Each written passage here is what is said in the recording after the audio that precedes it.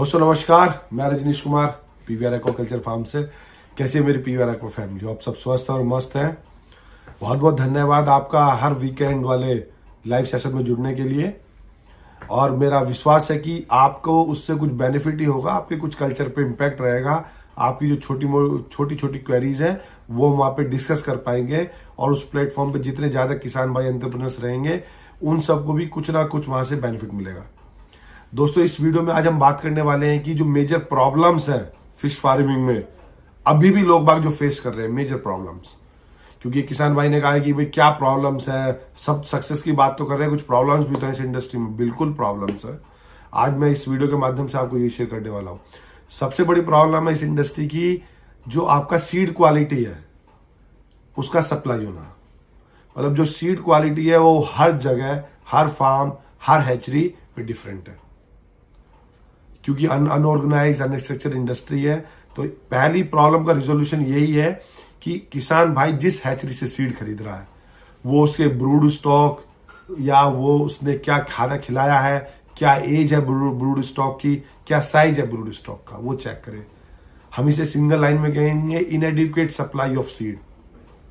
Supply की, good quality of seeds की supply में बहुत बड़े क्रंच है, बहुत बड़े हर्डल्स है, और जिसमें सारे किसान भाइयों को बड़ी प्रॉब्लम होती है। किसी की ग्रोथ इंपैक्ट होती है, किसी की डिले हो जाती है, किसी के डेज ऑफ कल्चर कम हो जाते हैं, किसी की मछली मलन्यूट्रिशन या उसे देखते हैं कि वो डिफॉर्म हो रही है। तो seed quality is a major role in aqua industry. दूसरा सबसे बड़ा कि skills, lack of training, lack of knowledge, lack of skills. तो मेरी सबसे रिक्वेस्ट है, ज्यादा से ज्यादा फार्म घूमिए, अपनी प्रोजेक्ट कॉस्ट का 1% अपने ऊपर एक्सपेंस कीजिए, जिससे कि आपको actual on ground physical training मिले, जिससे आप ये समझ पाए कि ये क्या हर्डल्स है, कि कैसे इस फार्मर की क्या जर्नी थी, कहां तक ये पहुंचा है। तीसरा सबसे बड़ा, हमें लोन फैसिलिटी पे वर्कआउट करना पड़ेगा कि किसान भाइयों को लोन नहीं मिलता है या लोन के लिए कोलेट्रल चाहिए। ये भी सबसे बड़ा हर्डल है इस इंडस्ट्री का। केवल पीएमएसवाई योजना तो मिल रही है किसान भाइयों को, उसका वो लाभ भी ले रहे हैं, लेकिन लोन फैसिलिटी के लिए अभी भी बैंकर्स के सबसे बड़ा क्या चाहिए कि आप हमें कोलेट्रल दीजिए, आपका इतना आईटीआर होना चाहिए, इतना टर्नओवर होना चाहिए। वो सबसे बड़ी प्रॉब्लम है। और उससे बड़ा हर्डल कि जो कॉमर्शियल फीड है उसकी price day by day increase होना, वो भी एक मेजर चैलेंज है। क्योंकि जो इंग्रेडिएंट है वो इंक्रीज हो रहे हैं, जो उसका रॉ मटेरियल वो इंक्रीज हो रहा है, तो cost of production of feed increase हो रही है, लेकिन मछली का प्राइस उस रेशो में इंक्रीज नहीं हो रहा। तो ये सबसे बड़ी मेजर किसान भाई के साथ प्रॉब्लम है कि वो जो अपना प्रोडक्ट रेडी कर ले रहा है उसको उस बेस्ट प्राइस पे सेल नहीं कर पा रहा।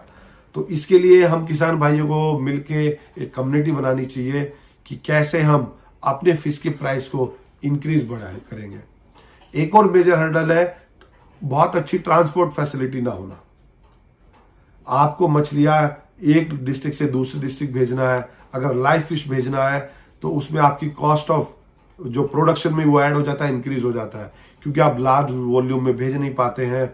और या अगर आप हर 200 किलोमीटर वाटर एक्सचेंज करते हैं तो हर जगह वाटर पैरामीटर चेंज हो जाते हैं, मछलियों को मोर्टेलिटी का सामना करना पड़ता है।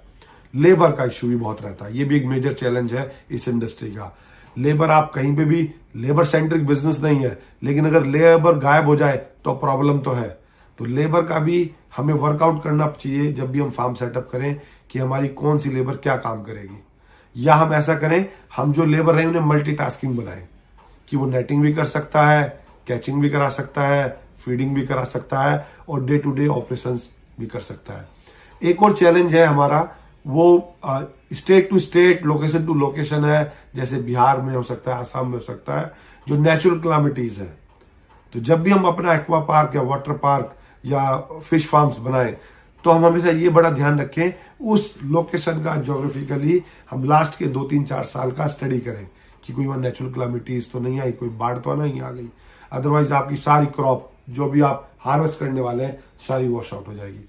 दोस्तों ये कुछ मेजर प्रॉब्लम्स हैं फिश फार्मिंग की, जिनको हमें दिमाग में रख के हमें एक्वाकल्चर में कदम रखना चाहिए, और कि ये प्रॉब्लम्स हैं और हमें इन सॉल्यूशंस पे इसके काम करना है, तभी आप एक्वाकल्चर में सक्सेस हो पाओगे। बने रहें अपने पीवीआर एक्वा यूट्यूब चैनल पर और जानते रहें फिश फार्मिंग से रिलेटेड बातें। धन्यवाद।